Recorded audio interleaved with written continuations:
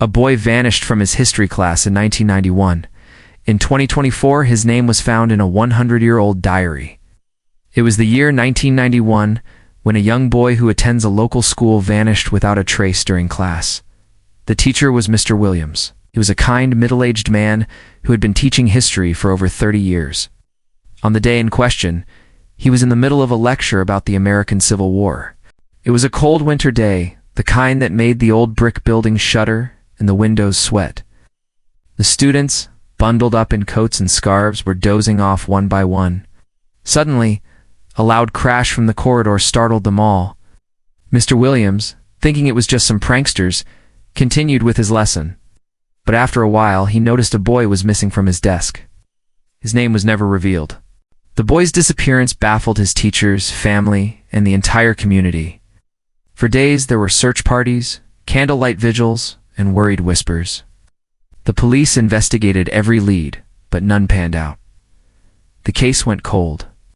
Fast forward to 2024, a team of experts was going through old school archives when they stumbled upon a 100-year-old diary.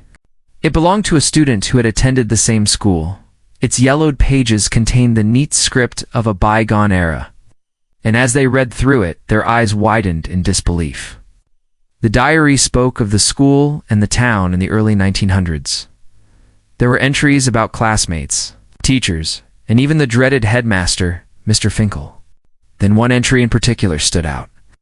The date was April 12, 1905. The writer was describing the annual May Day celebrations. In the entry, she mentioned a boy who was going to play the role of John Paul Jones, a famous American naval commander. The boy's name was the same as the boy who had vanished in 1991. The diary provided a tantalizing clue. But it raised more questions than it answered. How could the boy's name appear in a 100-year-old diary? Was there a time travel link between the early 1900s and 1991? Or was it a ghostly connection? Some believe it's a case of the boy being part of a historical anomaly, a living person who keeps getting pulled into the past. Others think it's an elaborate hoax, while some believe the boy's diary was written by someone else entirely. Even stranger, some believe the boy has a rare psychological condition that allows him to travel through time.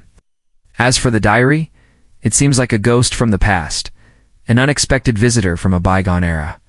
This story is still under investigation as experts and historians work to unravel the mystery of the boy's name in the old record and determine if his disappearance was part of a larger, more mysterious narrative.